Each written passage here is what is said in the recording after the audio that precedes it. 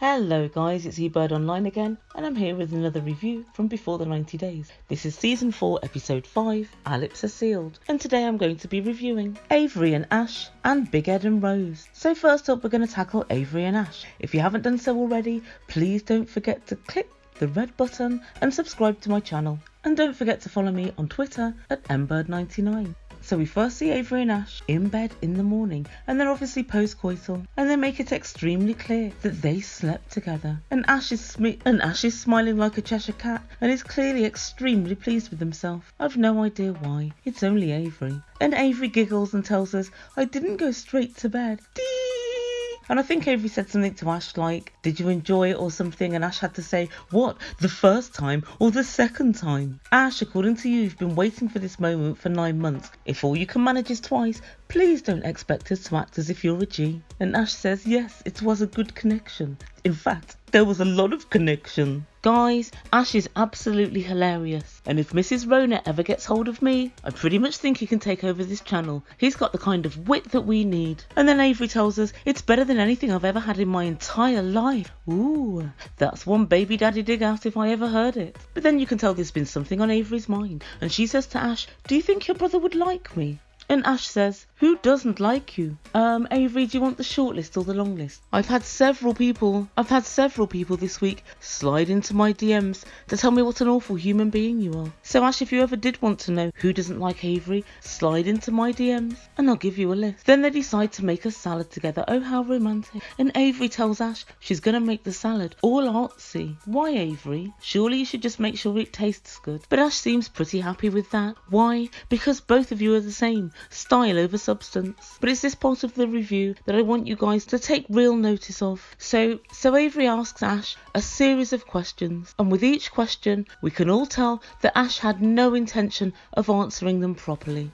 But for some bizarre reason, either Avery's too stupid or she's unwilling to work out that Ash doesn't ever want to give her the proper answer. So Avery said, "Why didn't your brother want me to stay with you at the apartment? Is there a problem?" And Ash said, well, he likes his space, and he also likes to be on his own." So firstly, Ash failed to answer the question, is there a problem? Clearly there is a problem, because the way he ummed and ahed, you can tell that there is. And then Ash said he likes his space. If he liked his space that much, why doesn't he live alone? Why does he share with you and your revolving door of clients/girlfriends?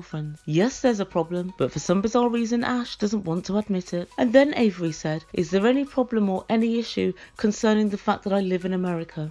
He has not yet met you, and he doesn't know your intentions. He just wants to make sure that I'm doing the right thing. Say what? She asked you, is there a problem with the fact that she lives in America? You haven't answered the question, Ash. Again, Avery doesn't seem to notice. And Ash finishes up by saying, when he meets you, all that will change. Or what will change? The fact that he hates Avery and he sees her for what she is? I don't think so. And next up, Avery asks, will your brother be okay with me drinking? And will there be any issues concerning around my drinking? And Ash said, I don't think so. But do you really want to have a drink? And again, you can see that Ash is not answering the question properly or truthfully. And then he tries to quickly turn it on its head and say, do you really want to drink? Of course she wants to drink, Ash.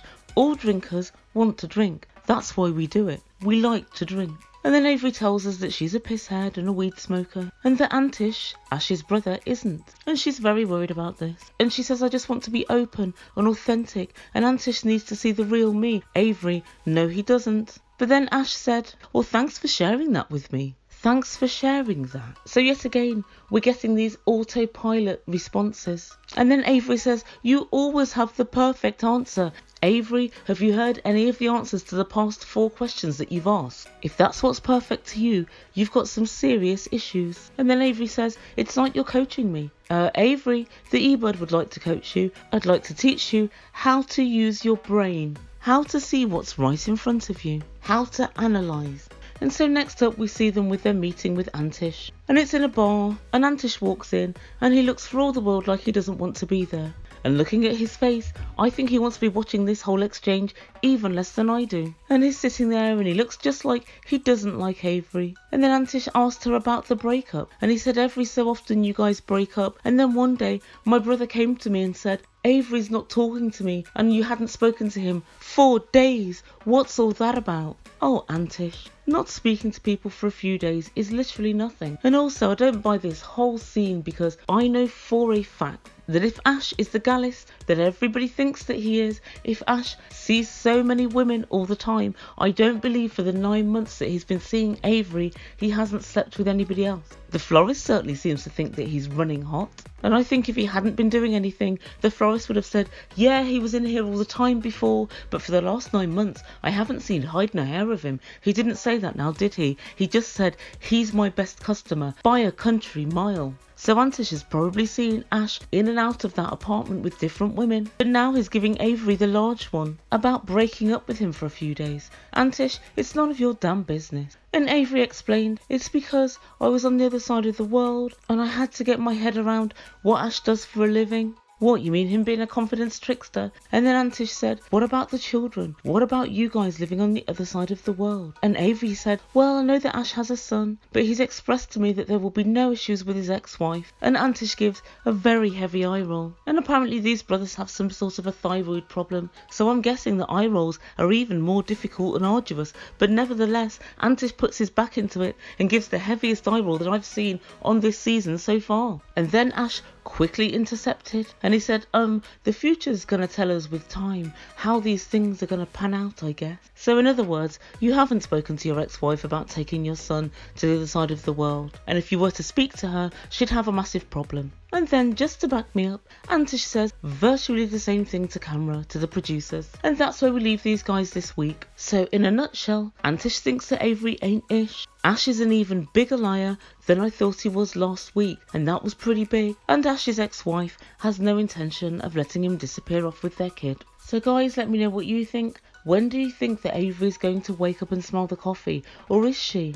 I've got a feeling that she never will. So my prediction for the next couple of weeks is that Antish is going to try and put the boot into this relationship. And I think somehow Avery's going to find out that Ash likes the ladies even more than she thought. And finally, we get to big, keep the change, Ed and Rose. So when we first see this couple, they've just finished at the market, and remember last week they had a big argument because Rose had decided to give one of the vendors the change, which I think was about 30 cents. And Ed said, keep the change, like a little bitch. So nevertheless, he manages to regroup from this daylight robbery, and he decides to take Rose for a mani-pedi. He has one too, and for a moment Rose thought that he was gay.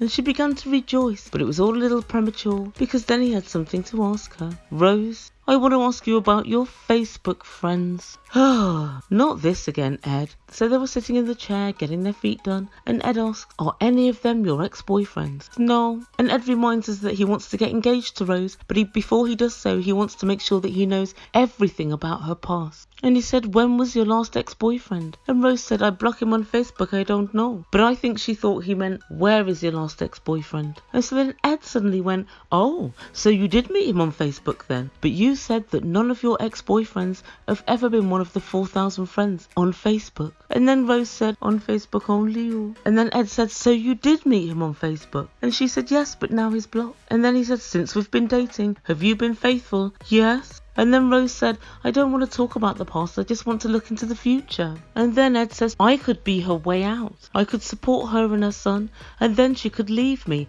Ed, I can tell you one thing, if you carry on chatting like this, she'll leave you before she even gets to America. You're a loon ball, you're a weirdo. There's a reason that you've gone all the way to the Philippines to find a life partner. There's a reason that even though you don't want any more kids, you've managed to find someone with a 4-year-old and that you've accepted it. And there's also a reason why you're 54 and she's 23 and you think that could possibly be a good match. Like I said last week, Ed, stop pretending that you think it's love. We're not fooled. And the next time we see this couple, they decide to go to a restaurant for something to eat. And as they sit down, Ed says, I want to give you and Prince the best life ever. And so they sit down to eat, and I think they order. And he started stuttering and stammering and mumbling and gibbering. And finally he came out and said it. Will you take an STD test? And Rose said, I'm disappointed. And the poor thing, she did look absolutely crestfallen. And then she told producers, I feel hurt. I feel my heart crack. But big, keep the change, Ed stumbled along and he said, I certainly didn't mean to offend you. You certainly don't care if you offend her or not. That's the only thing that's certain. And then he said, I just want to be sure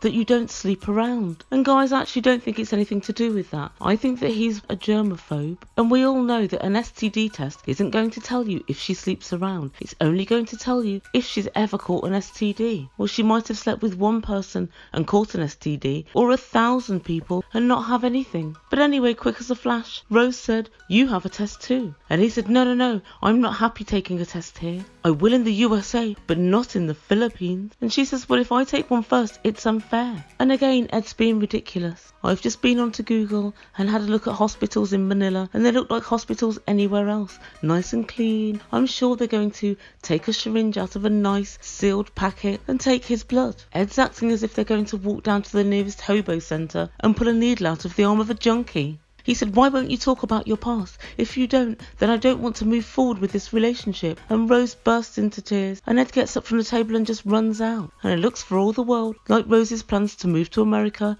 have gone up in smoke. And outside, Ed said to producers, why is she hiding things from me? Ed, catch this. She's very young, she's 23. She's already got a 4-year-old child. So that means that she was sexually active when she was 17 or 18. She had her child when she was 19. And so it's very likely something she doesn't want to dwell on or really talk about. And also when you're dealing with someone that's a lot younger, you have to remember they don't know as much as you know. So at 53, 54, you probably realise you always need to know someone's past, because that's the best indicator to what someone's going to be like in the future. It's only when you meet people like Geoffrey and you realise, I wish I'd have asked about his past, that you then realise with every new person, this is what I need to do to protect myself. Rose doesn't know these things at the moment, and Rose decides to leave the restaurant. Ed's standing outside and they argue again, and she tells him that she's very hurt, and he says he wants to talk about Prince's dad. But remember guys, this is all still on day one, so he hasn't worked his way up to it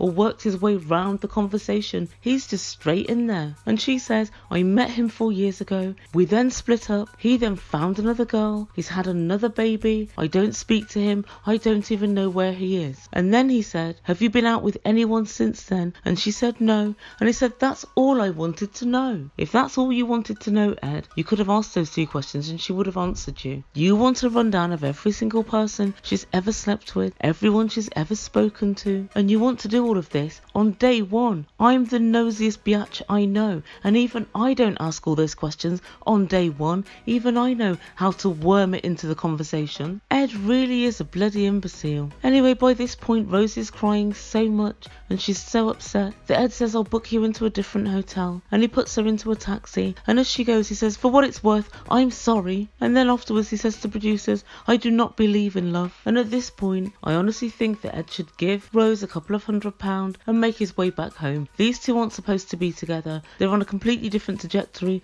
and also I think the age difference is too great. Rose is trying to make this work, but Ed is far too much of a weirdo. And I don't know if any of my subscribers have dated someone that hasn't been in a relationship for a lot of years. It's difficult work. I haven't done it myself, but I've seen friends that have done it, and people are super set in their ways. And if Ed is true to his word, which I don't think he is, but we'll come to that, and he hasn't had a relationship for 28 years, it's going to be even more difficult for Rose to break down any walls he has and for him to open up and have a proper relationship. And so why don't I think it's true that Ed hasn't had a relationship for 28 years? And the reason I don't think it's true is because Ed is extremely reluctant to have an STD test. And I think the reason he's so reluctant is because he either has or has had an STD in his past. That's why he's going on and on about it. That's why he thinks it's going to tell him everything he knows about Rose and her past. And that's why he doesn't want to take one himself. I think Ed caught something from somebody in his past, and that's why he's got this big problem with STD tests. So guys, tell me what you think. Tell me if you think he's treated Rose disgustingly this week. I think he has. And tell me if you're bored with him